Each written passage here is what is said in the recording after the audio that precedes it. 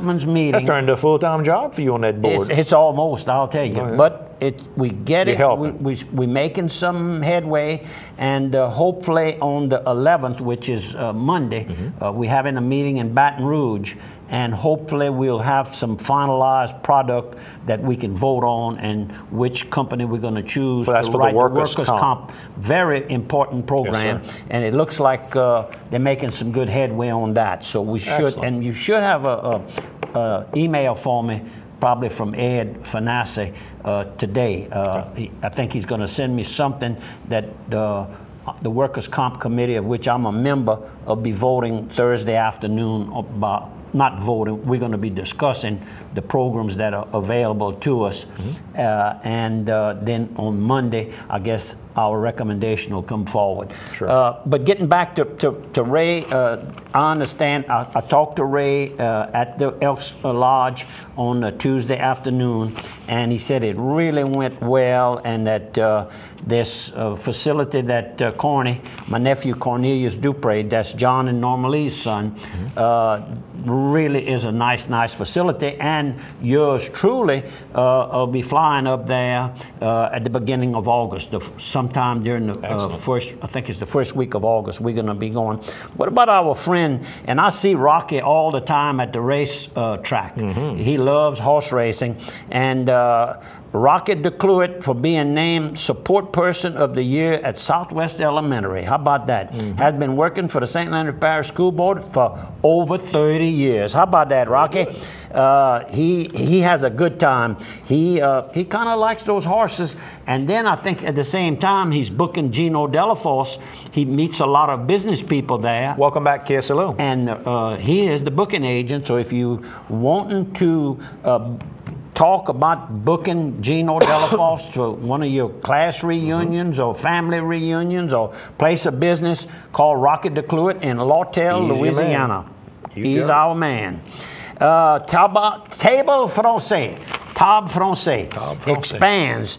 It started out, it looks like about 10 years ago over in Orneville, Mavis Frugier. Correct. And of course, she's still very active with the group in Orneville. But now they have, Lafayette has a table, a French table, Rain, Brobridge, Metairie, and of course Opelousas has two groups, kind of small, but growing as we speak. And so we certainly want to encourage, and I want to try to make one of those, because Miss Mavis, call and remind me the end of the month, and I'll try to make it that Saturday. Obituaries, you got to get them out now. Oh, yes, sir, I sure do. About that time. Mr. Clem Zarang Sr. Passed away, and the funeral was held last Friday. And of course, he's survived by his children, Clem Zarang Jr. and his wife Linda, and Betty Briley and her husband Wilbur, and of course we all grew up together in the Opelousas area, and Priscilla Valco and her husband Gary. And I kind of forgot the connection there, and when I read it, of course it all came back. The neighbors of Priscilla and Gary are neighbors of Melba, and of course her late husband, my dear friend too, Ashley Chris. Correct. Right there.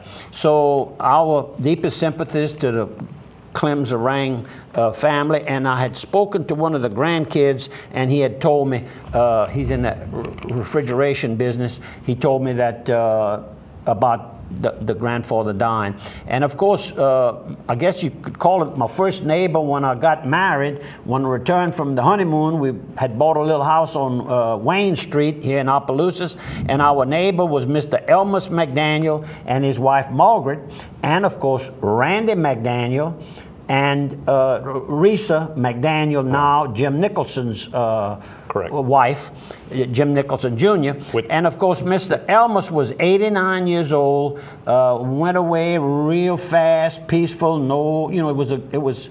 You never want a death, but it came kind of unexpected, according to Randy. Explained to us how it came about, and thought he was going to be okay, and then boom, there he went.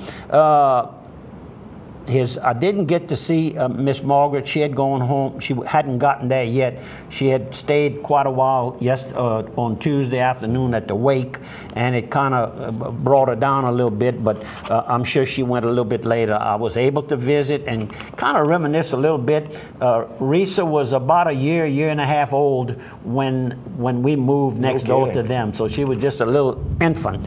And over in Marksville, Dr. Francis Laborde, age 88, died, and he was a practice of dentistry. That he was a doctor in dentistry, well known in the area, and the funeral will be held at 11 a.m. today, Thursday, July the 7th, at St. Joseph Catholic Church in Marksville, Louisiana. Well known person, and the Laborde family. Mr. Raymond Laborde, who was very well connected and a confidant, I guess you could call it, of Governor Edwin Edwards. He's a brother. Okay, and another person who died recently, and his burial took place June the 29th, a week and a half ago, was former Crowley Mayor Robert East, age 76. He was a 1955 graduate of Crowley High, and he played football and belonged to the Golden Glove boxing team. Well, it could have been the high school team is what he could have been a member. I think he was a member of the high school, and Louisiana Army National Guard in '54, about the same time that I joined. Crossed a lot over the years. Over the years, that's correct. How about the horse sitting at the bar at Frank's? Did you see that this week? Yeah. I know where that horse lives. It didn't have to catch a ride. It could walk there because it's about a block away. Yeah. They didn't say who it was, but they said it was a neighbor. Somebody, I can't recognize who it is. The person holding the horse is on the other side of it. I see that. Now, if you would have taken that picture, you could have taken and put I could have put the person in the front. I could do it all. Like we did with that car. That little red car. Every time I see that picture, the little red car, we took a picture, and we had it was the car club here in Opelousas that had donated a nice big check that year, and they were in the front, and you couldn't see the car. There was one picture where they were in the front of the car and you couldn't see the car, and one picture they were in the back of the car and you couldn't see the people.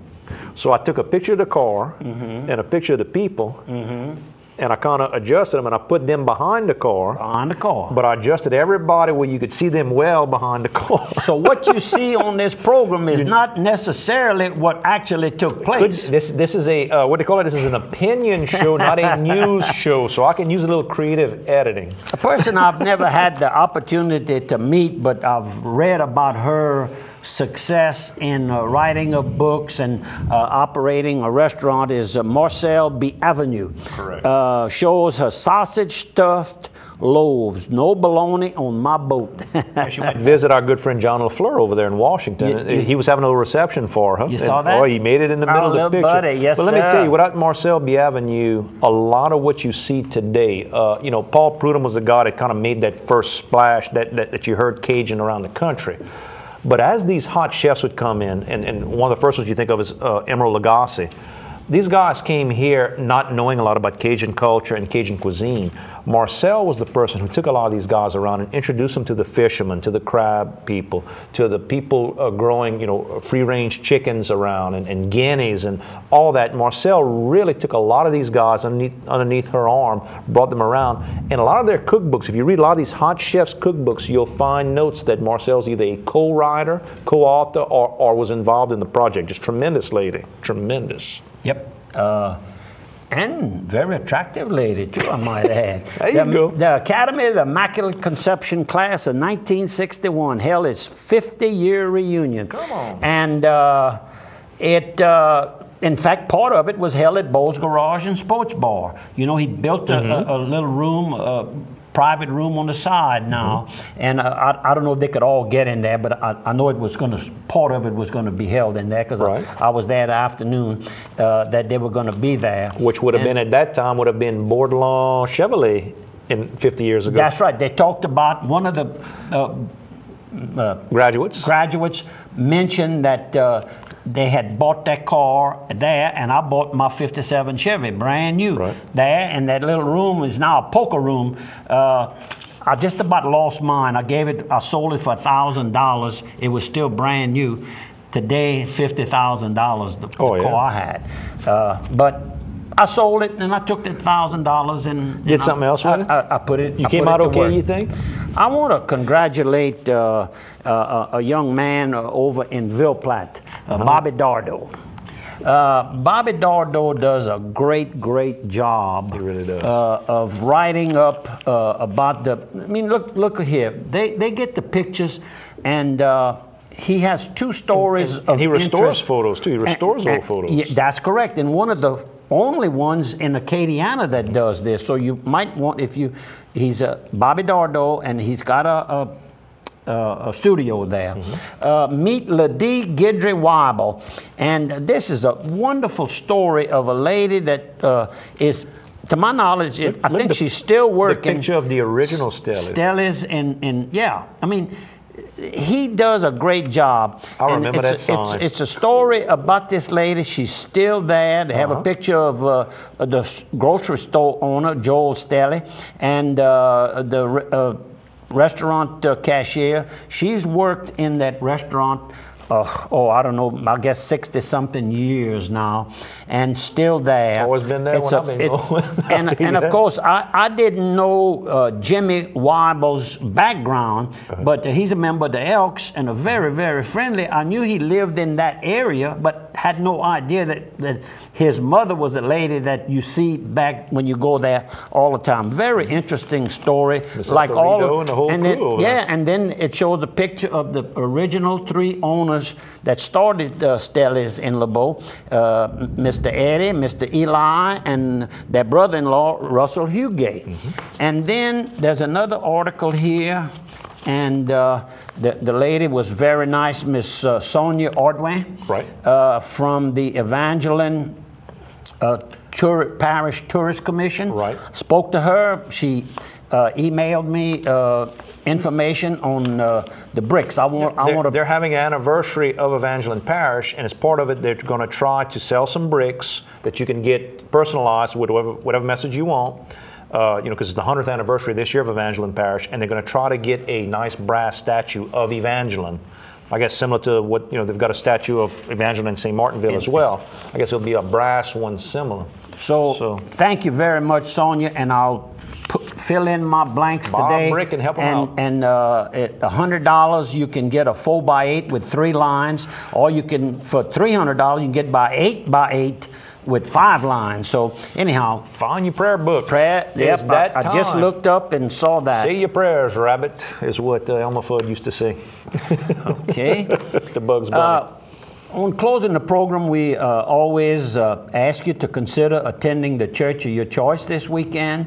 And we close with a little thought, a little prayer. Heavenly Father, teach me to be patient under the crosses that come my way. Let my silent example speak volumes to others and lead them to faith in your Son, Jesus Christ. Thank you for viewing. Thank you for watching. Tell a friend.